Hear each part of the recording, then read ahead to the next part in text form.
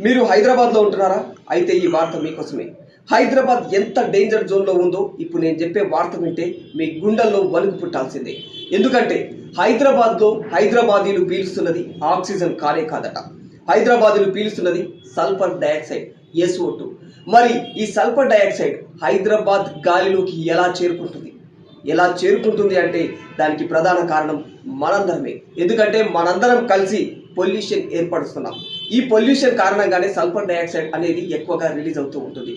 వాహనాల నుంచి వచ్చే పొగ ఆక్సిజన్తో సమ్మేళనమైనప్పుడు, ఆక్సిజన్లో కలిసినప్పుడు, గాలిలో కలిసినప్పుడు అది సల్ఫర్ డయాక్సైడ్గా మారిపోతూ ఉందట.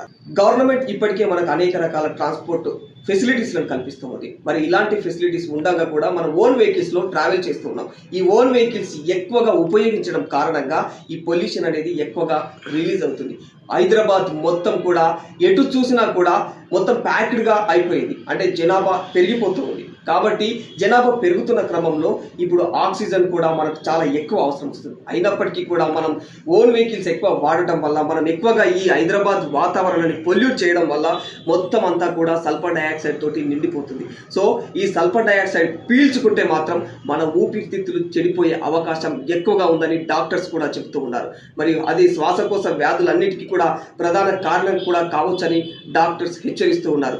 మరి ఇవన్నీ ఇలా ఉంటే ఈ సల్ఫర్ డయాక్సైడ్ నుంచి మన హైదరాబాద్ గాలిలో నుంచి దీన్ని తొలగించాలి అంటే ఖచ్చితంగా మనం జాగ్రత్తలు పడాల్సిందే. ఏ విధంగా జాగ్రత్తలు తీసుకోవాలి? ఏదైతే గవర్నమెంట్ మనకు ట్రాన్స్పోర్ట్ ఫెసిలిటీస్ కల్పిస్తూ ఉందో, ఏదైతే మెట్రో ఉందో హైదరాబాద్లో, అలా మెట్రోలో వెళ్ళడానికి ట్రై చేయాలి. ఇక ఏదైతే ఆర్టీసీ బస్సులు ఉన్నాయో ఆర్టీసీ బస్సుల్లో వెళ్ళడానికి ట్రై చేయాలి. అంతేగాని మనకు ఓన్ వెహికల్స్ ఉన్నాయని చెప్పేసి మన ఓన్ వెహికల్స్లో మనం ట్రావెల్ చేసినట్లయితే అది మనకు ఖర్చుతో కూడిన వ్యవహారంతో పాటు ఈ విధంగా మన ఆరోగ్యాలను కూడా చెడగొట్టే విధంగా దారి తీస్తూ ఉంది. మరి ఇక మనం ఇప్పటికైనా కనువిప్పు చేసుకోకపోతే రేపటి తరాలకు మనం పాపం చేసిన వాళ్ళమే అవుతాం. ఈ పాపం మనం చేసే ఏదైతే ఈ పాపం ఉందో ఈ పాపం రేపటి తరాలకు శాపంగా మారబోతుంది. మరి ఈ వ్యవహారంలో ఖచ్చితంగా మనందరం జాగ్రత్తలు తీసుకోవాలి. ఇప్పుడు ప్రస్తుతం మనం తక్షణమే తీసుకోవాల్సినటువంటి జాగ్రత్తలు ఏమిటంటే పక్కా హైదరాబాద్లో ఉన్న వాళ్ళు ఎవరైనా సరే మాస్కులను ధరించడం నేర్చుకోవాలి. మాస్కులను ధరించి బయటికి వెళ్ళాలి. ఇక బయటికి కూడా అత్యవసరం ఉన్నప్పుడు, ఇక ఆఫీసులకు వెళ్ళాల్సి వచ్చినప్పుడు మాత్రమే వెళ్ళాలి. అంతేగాని దుబారాగా ఇష్టం వచ్చినట్టుగా బయటికి వెళితే మాత్రం ఖచ్చితంగా మనమే నష్టపోయే అవకాశాలు ఎక్కువగా ఉన్నాయని చెప్పేసి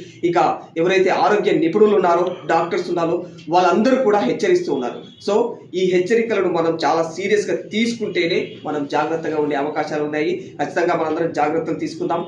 జై హింద్.